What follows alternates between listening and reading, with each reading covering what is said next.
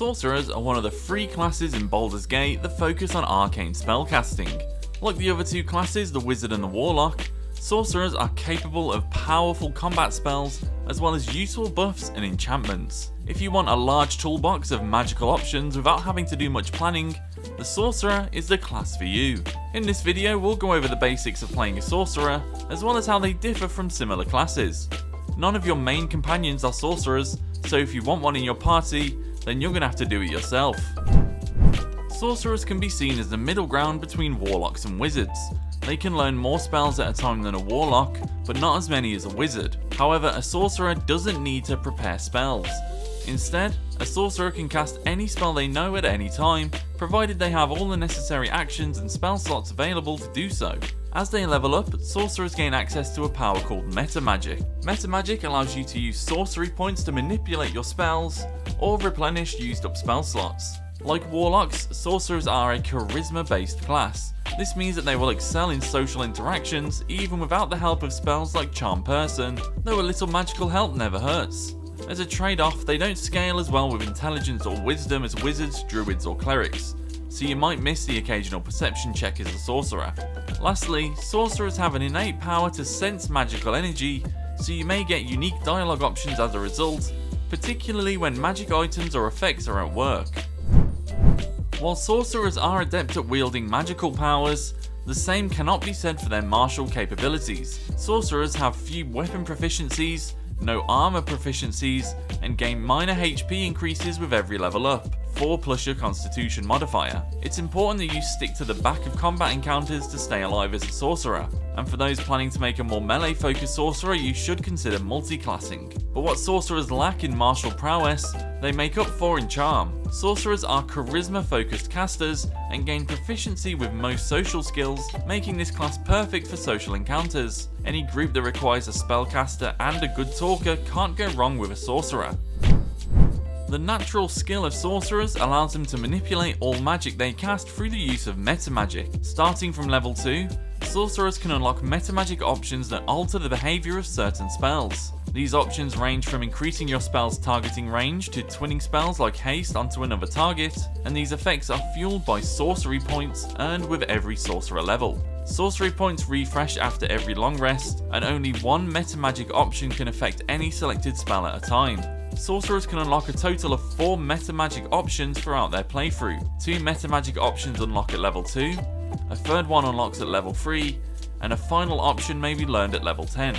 Learned Metamagic cannot be changed without respecking, so think carefully before selecting any. And to use Metamagic in combat, toggle any learned Metamagic option on the rightmost portion of your action bar to activate it. Spells that are compatible with the Metamagic you've chosen will then start to glow. Outside of altering spells, sorcery points may be manipulated to replenish spell slots and vice versa.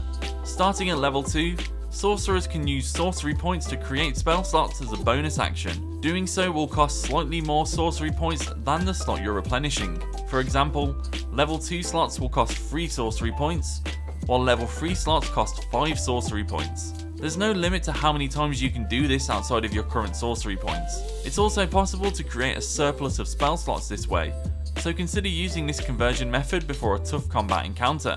The inverse is also possible. Spell slots may be sacrificed to create sorcery points. This also requires a bonus action to trigger in combat. The spell slot level sacrificed will give you an equal number of sorcery points. For example, sacrificing a level 5 spell slot would generate 5 sorcery points. There is no limit to how many sorcery points you can hold from doing this. You can exceed your sorcery point cap by sacrificing spell slots. So let's talk about some sorcerer subclasses. And the first one we're going to talk about is the Draconic Bloodline. This sorcerer had a dragon for an ancestor, and as a result inherited a fraction of the creature's power. Unique dialogue options are available due to your bloodline, and you gain access to some great neutral game benefits for your character. Draconic Sorcerer is best used for sorcerers that want to increase their survivability, as most of this subclass's bonuses grant elemental resistances and bonuses to your AC. Selecting this subclass will let you pick from one of 10 ancestries. The ancestry you choose aligns your character to a particular element and unlocks a new spell. For example, picking a lightning ancestry will cause the elemental affinity resistance feature to grant lightning resistance. This cannot be changed without respecking, so pick your ancestry carefully. Our next subclass is Storm Sorcery. By tapping into the power of storms, a Storm Sorcerer can fly as a bonus action, unleash a wide range of lightning-themed spells, and turn themselves into a source of damage after casting a spell.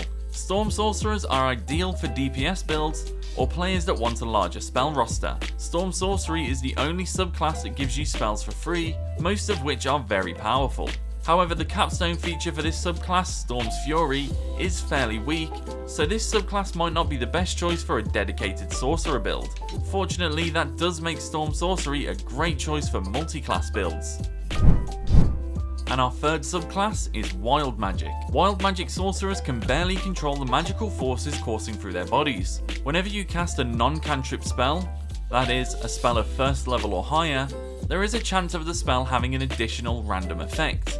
These can range from healing nearby creatures to setting everything around you on fire, plus many other bizarre possibilities.